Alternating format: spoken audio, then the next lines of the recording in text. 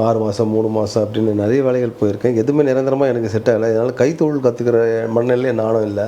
சரி நம்ம ஏன் சினிமாக்குள்ளே நுழைய கூடாது, நம்ம ட்ரை பண்ணி பார்ப்போமே அப்படின்னு ஒரு எண்ணம் வந்தது.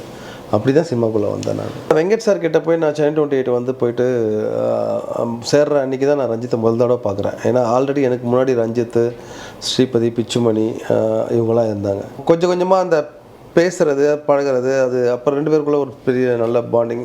எல்லோரும் ஒரே மாதிரி தான் இருந்தோம். எல்லாருமே நல்லா சூப்பரான ஒரு டீமாக இருந்திருக்கேன். எங்கள் வீட்டுக்கு நிறைய தடவை வருவாங்க, இதே சூழ்நிலையில் வருவாங்க, இந்த மாதிரி விஷயங்கள்லாம் பண்ணுவாங்க, போவாங்க. அது நான் இப்போ பெருசாக எடுத்துக்கல. பட் ஆனால் வந்து ஒரு கட்டத்தில் அவங்க இறந்ததுக்கு அப்புறம் தான் எனக்கு வந்து தெரிய வந்தது. இந்த மாதிரி ஒரு தடவை இது மாதிரி கல்கட்டா போயிட்டாங்க, நாங்கள் போய் கூப்பிட்டு வந்தோம்னு சொல்லிட்டு. ஒரு அம்மாவை பற்றியும் ஒரு புரிதல், அண்ணன் தம்பிகளுக்குள்ளே இருக்கக்கூடிய பிரச்சனைகள் எல்லாமே இதுக்குள்ளே இருக்குது. இது நம்ம வந்து பண்ணுவோன்ட்டு அப்படி தான் எனக்கு தோணும். வசந்த் டிவி ரசிகர்கள் அனைவருக்கும் வணக்கம். எனக்குள் சினிமாவில் நம்ம கூட இப்போ ஜே பேபி திரைப்படத்தோட இயக்குனரான சுரேஷ் மாரி அவர்கள் இருக்காங்க. வணக்கம். Welcome sir. First of all இந்த திரைப்படம் திரையரங்கில் ரிலீஸ் ஆகி மக்கள் மத்தியில் ஒரு மிகப்பெரிய பாராட்ட பெற்றுட்டு இருக்கு. அதுக்கு ஒரு மிகப்பெரிய கங்க்ராச்சுலேஷன் சார். நன்றி. ஸோ ஃபர்ஸ்ட் ஆஃப் ஆல் உங்களை பற்றி நாங்கள் தெரிஞ்சுக்கணும் விரும்பணும் சார். எதனால் இந்த திரைத்துறையை நீங்கள் தேர்ந்தெடுத்தீங்க? வேறு எதுவுமே எனக்கு செட் ஆகலை.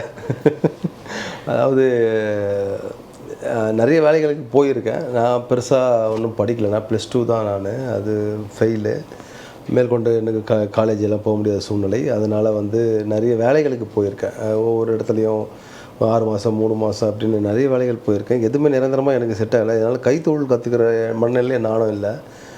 அதுக்கப்புறமா வந்து என் நண்பர் அரவிந்த் ஆகாஷ்ன்னு சொல்லிட்டு வீட்டுக்கிட்ட இருக்கார், நடிகர். சென்னை 28 இந்த மாதிரி படங்கள்லாம் நடிச்சிட்ருக்கார். அவர் வந்து என்னோடய க்ளோஸ் ஃப்ரெண்டுன்றதுனால அவர் ஷூட்டிங்கில் ஏதாவது சீரியலில் இல்லை படங்களில் சின்ன சின்ன கேரக்டர், அப்போ ஹீரோவை கூட 2-3 படங்கள் பண்ணிகிட்டு இருந்தார். அப்போ அவர் கூட போயிட்டு நான் ஷூட்டிங் ஸ்பாட்டில் நின்றுருப்பேன்.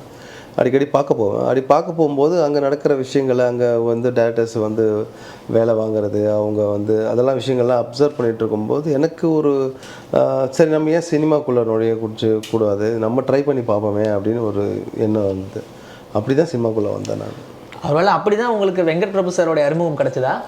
ஆமாம். அதாவது முதல் தடவையாக நான் வந்து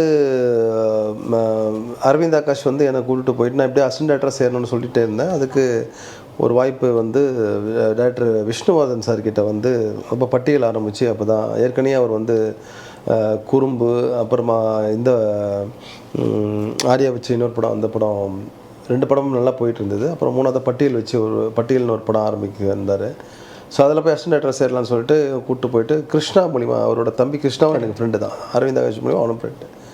ஸோ அது மூலிமா நான் போயிட்டு விஷ்ணு சார்கிட்ட பார்த்துட்டு அவர்கிட்ட லாஸ்ட்டாக ஒரு அப்ரெண்டிஸாக போய் சேர்ந்துக்கிட்டேன். ஜஸ்ட்டு ஒரு நாலேஜை கெயின் பண்ண. ஆமாம், அப்சர்வ் பண்ணலாம் கூட என்ன ஷூட்டிங்கில் என்ன மாதிரிலாம் இருக்குது அப்படின்னு ஃபுல்லாக அப்படின்ட்டு. ஸோ அந்த படம் நான் ஒர்க் பண்ணிவிட்டு வெளியே வந்ததுக்கப்புறமா திரும்ப அதே மாதிரியான அறிமுகம் வெங்கட் சார்கிட்டையும் அரவிந்த் ஆகாஷ் தான் கூப்பிட்டு போயிட்டு இன்ட்ரடியூஸ் பண்ணி விட்டான். அப்போ சென்னை 28 ஆரம்பிச்சிட்டு இருந்தார். அப்புறமா அவர் கூட வந்து ட்ராவல் பண்ண ஆரம்பிச்சு. சரி. அண்ட் அதே டைமில் பார்த்தோம்னா நீலம் ப்ரொடக்ஷன் அப்படின்ற ஒரு விஷயம் உருவாகிறதுக்கு முன்னாடி எல்லாருமே வந்து கவர்னர் அட்டகத்தி அப்படின்ற படம் மூலியமாக ரஞ்சித் சார். ஸோ அப்படி இருக்கும்போது அவர்கிட்ட உங்களுக்கான நட்பு எப்படி சார் இருந்துச்சு? இல்லை, அதான் வெங்கட் சார் கிட்டே போய் நான் சென்னை 28 வந்து போயிட்டு சேர்ற அன்றைக்கி தான் நான் ரஞ்சித்தை முதல் தடவை பார்க்குறேன். ஏன்னா ஆல்ரெடி எனக்கு முன்னாடி ரஞ்சித், ஸ்ரீபதி, பிச்சுமணி இவங்களாம் இருந்தாங்க.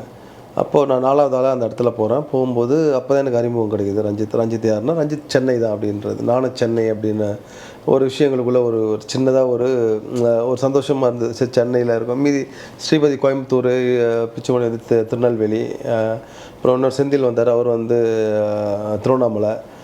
அப்போது கொஞ்சம் கொஞ்சமாக அந்த பேசுகிறது, பழகிறது, அது அப்புறம் 2 பேருக்குள்ளே ஒரு பெரிய நல்ல பாண்டிங். எல்லோரும் ஒரே மாதிரி தான் இருந்தோம். எல்லாருமே நல்லா சூப்பரான ஒரு டீமாக, எந்த ஈகோவும் இல்லாமல் செம ஜாலியாக ஒர்க் பண்ணுவோம் அந்த படம். உங்களுடைய நண்பராக ரஞ்சித் சார் வந்து அட்டகத்தி அப்படின்ற படம் ரிலீஸ் பண்ணார் இல்லையா? அப்போ உங்களுக்கு என்ன தோணுச்சு? ரொம்ப சந்தோஷமாக இருந்தது.